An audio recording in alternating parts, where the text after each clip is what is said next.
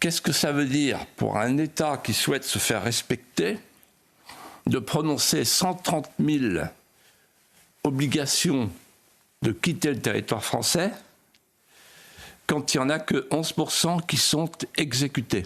Qu'est-ce que ça veut dire, les OQTF, quand votre collègue et notre ami Louis Dragnel a recueilli la confidence du président de la République, la promesse du président de la République, il y a quelques années, et cette promesse disait « Demain, l'année prochaine, il y aura 100% des OQTF qui seront exécutés.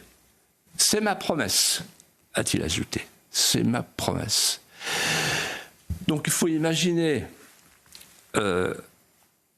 la maman de Philippine qui dit ce matin,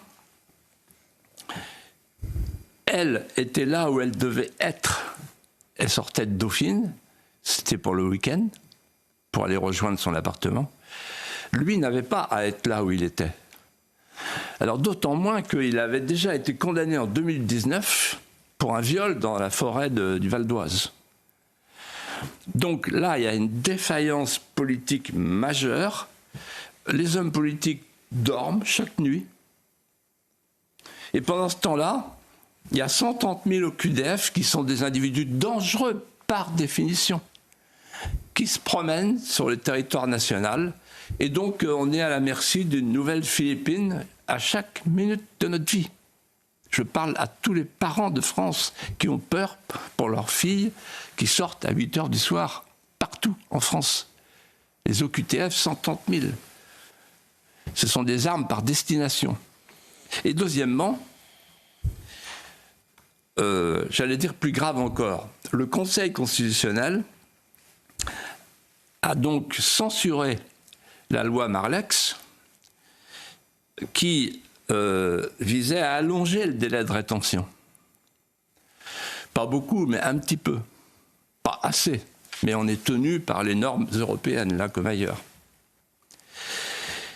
Et le Conseil constitutionnel a jugé que ça n'était pas nécessaire. Parce que le Conseil constitutionnel n'est plus le Conseil constitutionnel de Michel Debré, du temps où il avait pour seule vocation de vérifier la conformité des lois à la Constitution. Aujourd'hui, le Conseil constitutionnel, c'est une Cour suprême qui rejoint le combat des minorités, pour parler comme eux. C'est-à-dire qu'en fait, on a instauré la double préférence. La préférence du délinquant sur l'innocent et la préférence de l'étranger sur le national. Voilà le Conseil constitutionnel. C'est une honte. Cette institution s'est déshonorée.